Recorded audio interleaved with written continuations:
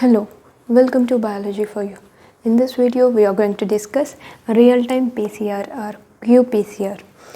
In the previous videos, we have been discussing the different variants in PCR. So, in this video, we are going to have the overall idea of what exactly is the real-time PCR is and how it works, followed by what are the different dyes that are being used in this real-time PCR.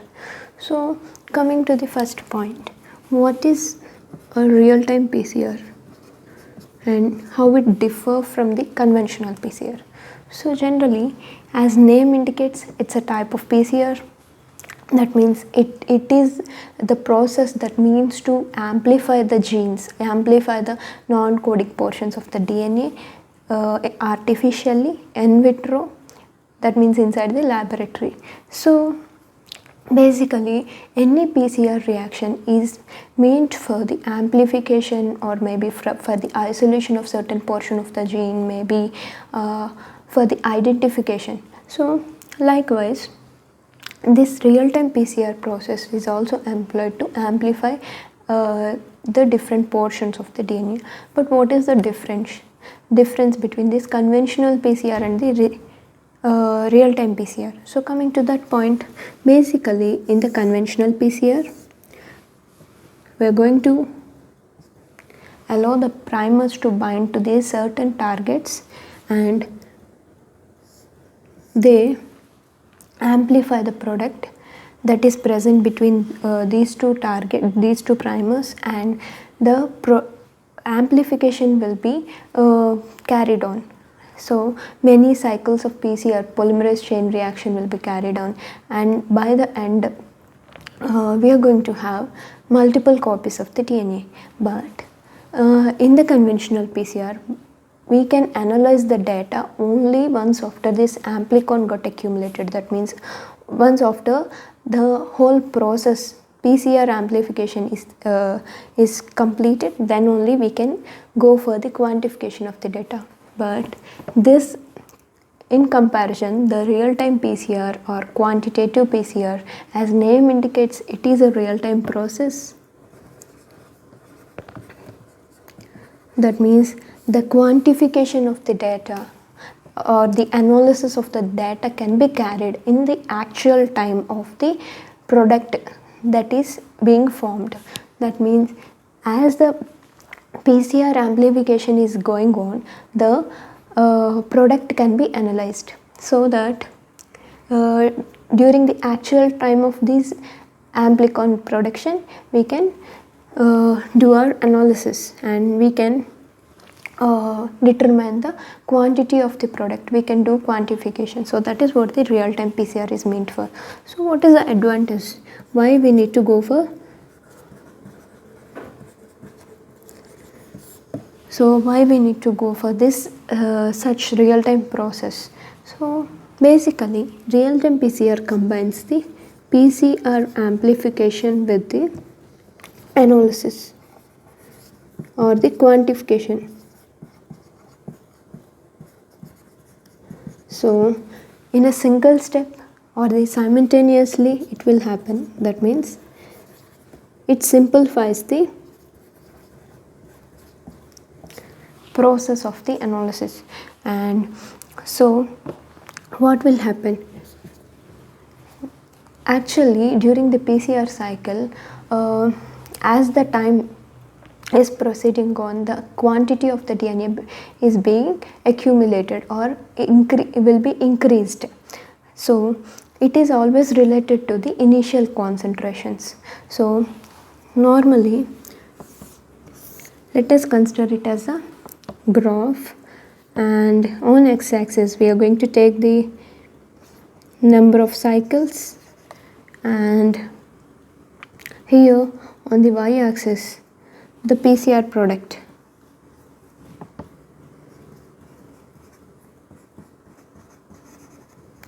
So generally during the initial cycles there will be a lag, and next the exponential phase will be there, and later a plateau phase will be there. So it indicates During the log phase, then amplification, as the amplification is going on during the log phase of this PCR amplification reaction, the DNA will be very much increasing, geometrical increase, progress of the DNA amplification will be carried. But during the plateau phase, once after all these PCR resources got consumed, it will reach a plateau phase. There is no development of the PCR product. Quantity of the PCR product will not be increased during this plateau phase because of the already consumed PCR ingredients. So what will happen? So if we are going for the end process analysis, end point analysis, as we generally do in the conventional PCR, for any kind of gene expression, the result will be same. So what we should do is, if we go for a real-time process, the quantity of the initial template that has been taken for this PCR amplification can be determined. So as it is a real-time process, it quantifies the data and it shows the differences between the different expression levels, and also number of copies of a gene, or maybe to understand the viral load. So all these are the applications of this real-time PCR. So basically, coming to that part, applications. So where do we use this real-time PCR? So we generally use this real-time PCR to understand gene expression level, or the analysis or number of copies to understand gene copy number, and allele discrimination,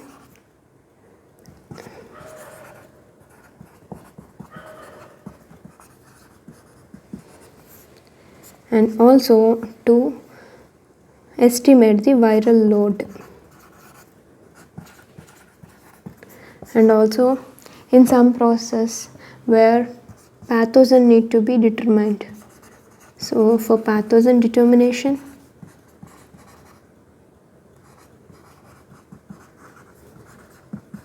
for all these processes we need to go for real-time PCR.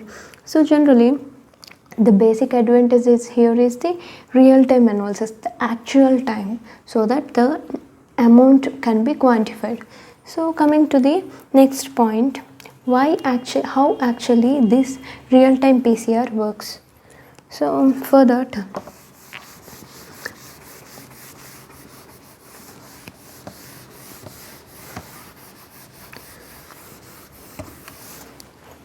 so how this real-time PCR works. So coming to that point, basically by employing dyes, by employing reporters, we can simply estimate the quantity of the PCR product that got accumulated at that point of the time. So here, by employing dyes like SYBR green and probe based dyes can also be used. That means there are Tachman probes, molecular beacons,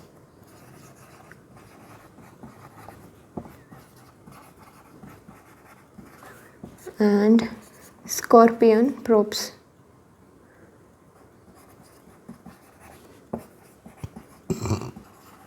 So these four are the majorly using dyes that are really used to understand the real-time process of the PCR. So generally this is a chemical dye, and all other three are the probe based dyes.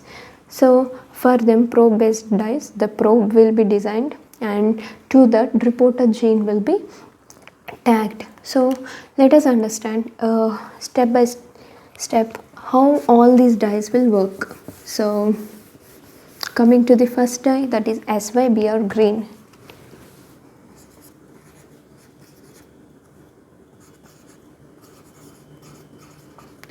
So it is basically a chemical that intercalate between the double strand of the DNA. So what will happen? During the process of PCR amplification, the DNA double strand will be intercalated with this dye SYBR green. So the amount of DNA that is being produced will be determined. So that is how the SYBR green will work. So what is the advantage of using this SYBR green? So coming to that point, it is a simple dye. It is an easy process, maybe cost effective, as well as the it increases the simplicity of the experiment. Just you put the dye in the solution, then you will determine the quantity of the DNA that is being amplified at that time. So it is simple, cost effective,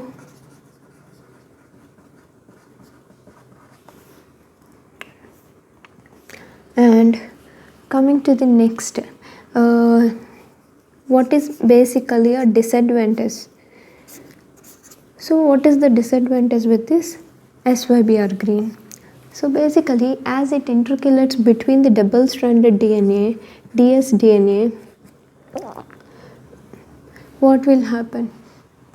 Basically, it will also intercalate between the primer dimers. That is the other possibility of the PCR amplification. So because of the intercalating between the primer dimers also along with the target DNA, it will also assume as primer dimer as a product. That means it gives a false positive results.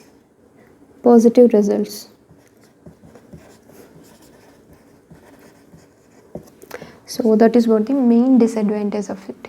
Basically, this SYBR green has the quality of binding with the single stranded DNA as well, but the amount and the quantity that is intercalating between double strand DNA is high and not comparable with that. So we can quantify simply using this SYBR green. So that is the first. And coming to the second most widely used dye is the Tachman probe. So how Tachman probe will work? So basically, as name indicates, it's a probe. That means it is a oligonucleotide molecule which is having complementary sequences to the target DNA. So what will happen? This Tachman probe will go and find the complementary sequences in the target DNA and bind with it. So but along with this probe, it is also tagged with a reporter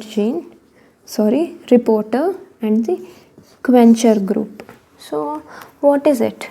What is it basically? How this reporter and quencher will work? So basically,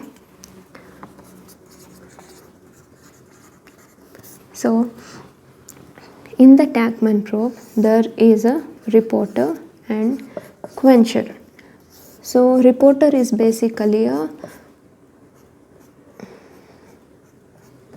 photo labeled.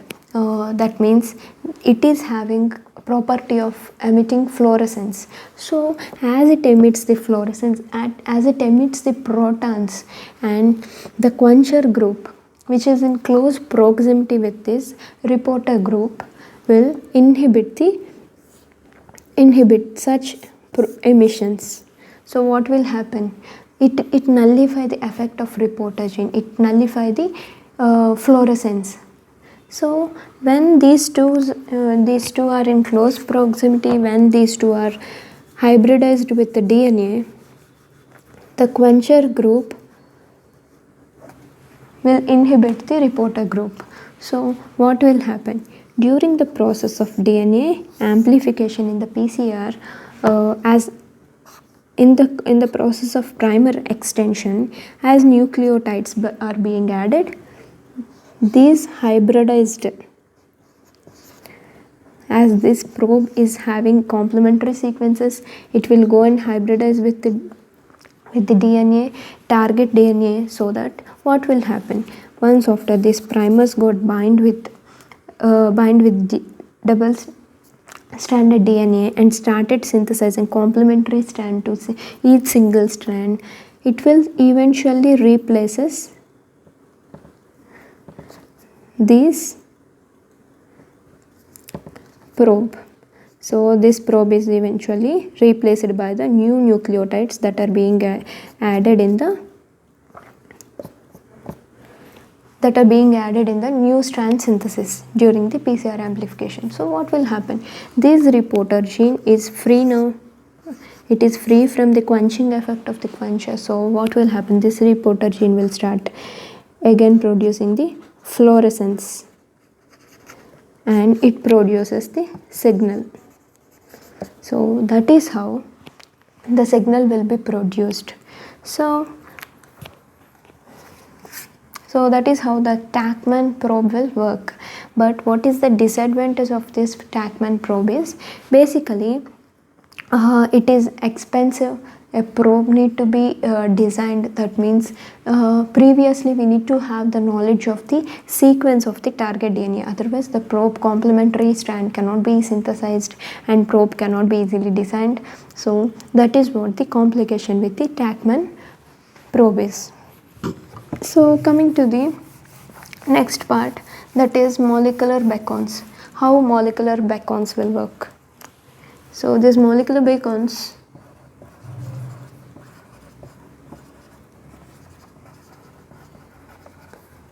these are also probe based reporters, and these are basically in stem loop structure.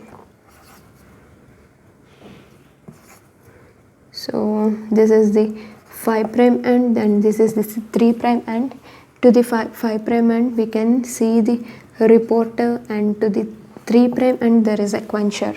And basically the probe sequence, that is the complementary sequence to the target DNA, will be present in the loop, and this stem sequence is complementary to each other. So 5' end of the molecular beacon is in complementary with the 3' end of these same molecular beacon, so that they will form this stem loop structure. So what is the benefit of having this stem loop structure?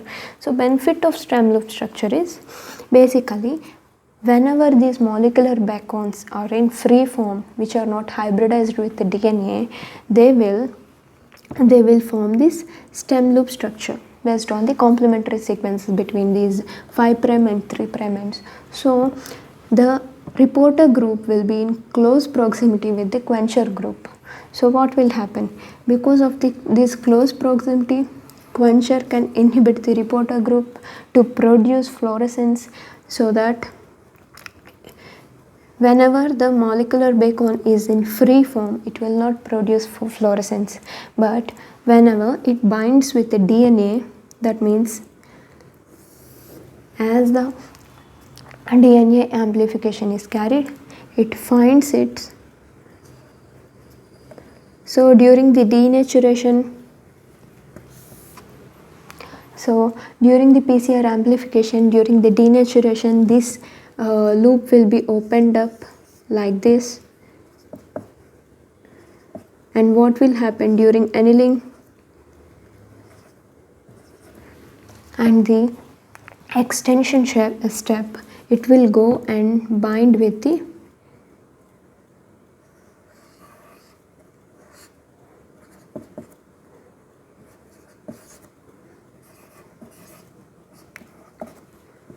complementary sequences that are present in the DNA. So Like this, the stem loop will be opened up and it will find the complementary sequence in the target DNA, and it will go and bind. As soon as it binds with the DNA and hybridize with it, the reporter will be depart away from this quencher group. So because of the distance is increased between reporter and quencher, what will happen? The reporter can start emitting fluorescence, as quencher is no more available for the reporter to inhibit such fluorescence. So what will happen? Reporter is now start producing a signal. So during every denaturation cycle, it will be again the molecular beacons will go back and they will form this whenever they are free, they form this stem loop structure. During the denaturation step, they will be opened up, and during the extension they'll again go and bind with the DNA. So likewise, for every amplification the signal will be produced.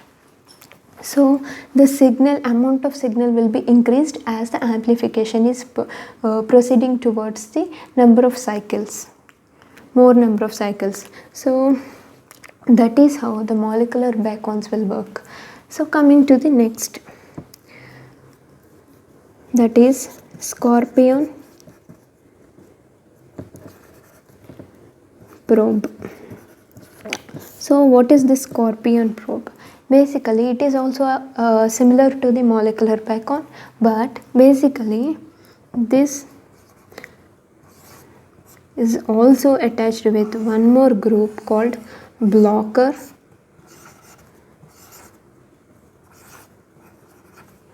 and to its 3' end we can find the primer sequence. So the molecular in the Scorpion probe, this dye is tagged with the primer. So what will happen? This stem loop structure will be there, and in the loop structure we can find the complementary sequences to the DNA that is going to be hybridized with this reporter. So what will happen? This is tagged with the primer. So as the primers will be annealed to the DNA, the probe will also bind.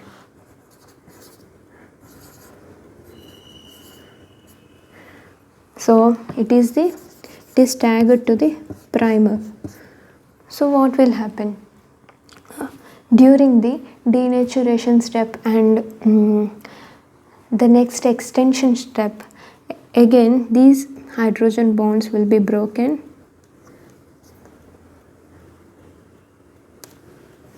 but this will not be in the stem loop structure. Instead what will happen is it will open up, and as it is having the complementary sequences, what will happen is it will bend back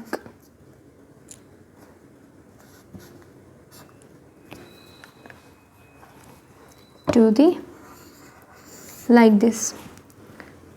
So this is the dsDNA.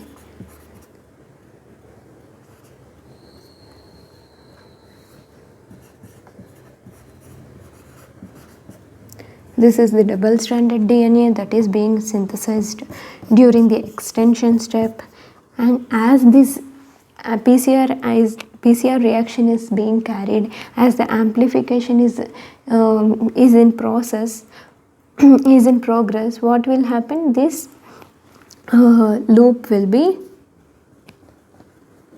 opened up and sorry, not here. This loop will be opened up and it will be overlapped with the DNA that is being synthesized. So like this it will bend back on the DNA, so that the quencher is no more available for the reporter, and reporter will start producing emissions.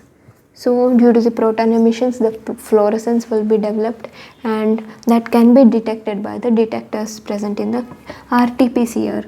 So that is how signal will be produced.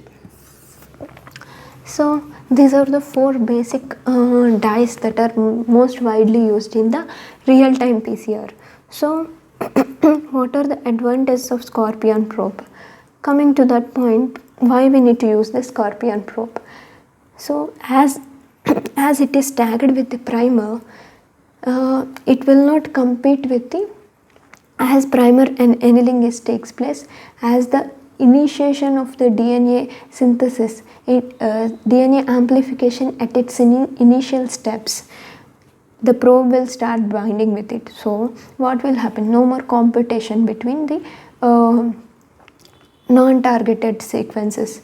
So likewise, it will increase the quality of the signal, and so it is a sensible method and very specific to the target DNA. So likewise, the real-time PCR will be carried using these dyes. So but how do we quantify the signal? Okay, the signal is being produced during the PCR amplification, but here we need to understand how the quantitative analysis will be carried. So how do we analyze the data?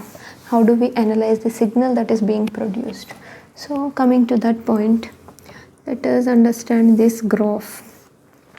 Okay, on which on x-axis we are going to take the number of cycles, and on the y-axis we are going to take the fluorescence.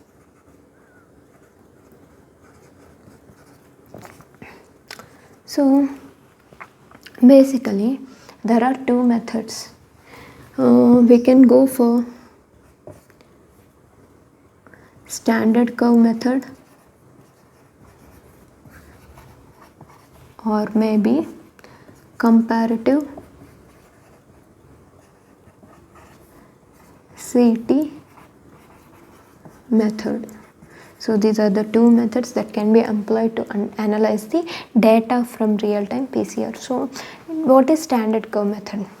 Take some standard concentrations of the RNA, and from that the cDNA will be produced, and cDNA will be amplified, the DNA will be amplified, and this type of DNA will be quantitatively analyzed. So as we know, the concentrations of the RNA previously, a standard graph as the I'm going to make that graph for you. So as the RNA concentrations are increasing, the signal will also be increased. So by extrapolating like this, by extrapolating the unknown concentration to the standard curve, standard graph, we can understand the concentration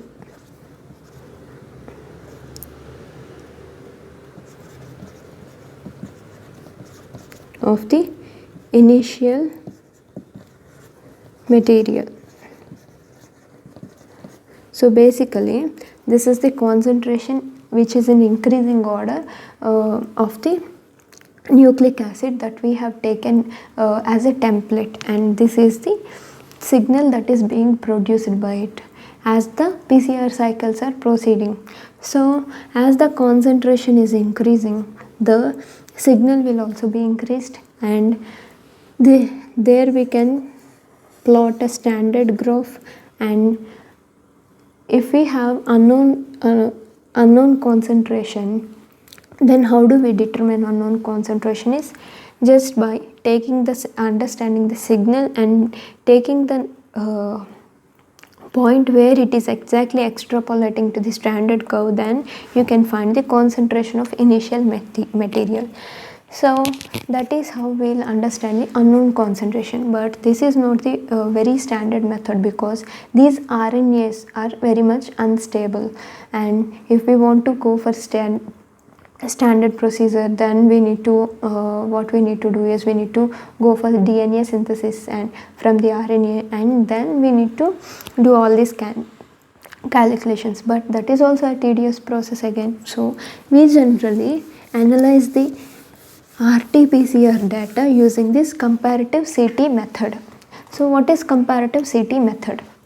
So basically, so this is the graph, and on which on x-axis we are going to take the number of cycles of PCR, and on y-axis we are going to take the fluorescence. So basically, as the number of cycles proceeds, the fluorescence will be increased obviously. That means the amount of the DNA that is increased. So here there is a value called CT value, which is very much important for this analysis. So what is CT value? CT value is nothing but cycle threshold value. So what is cycle threshold value? Cycle threshold value is the time of PCR amplification where the original signal from the target DNA is much higher than the background noise. That means it is higher, the signal is higher than the background. So background fluorescence is dominated by the signal that is being produced. So this is the time for the first time the visual signal will be developed, and we can start determining or quantifying the product. So that is what the CT value. So here what will happen, the CT value, so the graph is more or less similar to this. So it is a sigmoid curve because at the initial stages the amplification will be slow, and during the exponential phase it is very high, and towards the end of the PCR amplification, towards the last cycles of the PCR, there will be again a plateau phase because of the because of all components of the PCR like DNTPs and primers are already being consumed. So what will happen is there is a reach of stationary phase. There will not be further increase of the PCR amplicon, that means the PCR product. So that is how the sigmoid curve is formed. So from here to here we will say it is a lag phase, and here to here early exponential phase, and it is late log phase, and this is the plateau phase. So basically after this CT value only the signal can be determined, can be quantified. So if you have the less amount of the initial template that we have taken, that means the concentration of the template is low. So what happened if the concentration of template is low? That means the RNA that is previously taken for the experiment is less. The amount of RNA present in the sample is less. That means the gene expression level of that sample is less. What will happen? Then it will take longer time to reach the CT value. So what will happen if the concentration of template is high? That means the gene expression level of that particular cycle is high. What will happen? It will easily reach the CT value faster than that. So the lower CT value indicates a high amount of the template, and higher CT value increases the low concentration of the template. And that is how we determine the concentration, comparatively concentration of the template that we have taken for the experiment initially. So the further for our understanding, we also need to understand how unknown concentration is being determined using this comparative CT method. So for that we generally take one higher standard and one lower standard. That means sample with high amount of template and sample with very low amount of the template, and we'll compare these two and with the unknown, so that the unknown concentration will be easily determined. So let us consider it as a sample with high concentration, initial concentration. Because of that it reached this CT value faster. So within less number of cycles it reached its CT value. So what is it indicates? It is the high concentration. So it is high concentration standard, and this is the low concentration standard. So if the unknown value is between these two, then the concentration of the unknown sample is also we can determine accordingly. That means that might be in between these two concentrations, moderate to these concentrations. So that is how the comparative CT method will works, and we generally determine the concentration of the template. So this concentration of the template is proportional to the expression level sometimes. Based on the experimental purpose, we are going to run this RT-PCR. This is the concentration of the template. Determining the concentration, initial concentration, is one of the factor that determines the gene expression. Sometimes maybe the viral load, maybe the number of copies of the gene, like that. Based on the application for which we are running this RT-PCR, we are going to have that idea based on the concentration of the template. So that is how the real-time PCR actually works. So this is the end of the video, and hope you understand video, and thanks for watching till the end. And if you like, share and subscribe to my channel, and press bell icon for the further notifications. Thanks.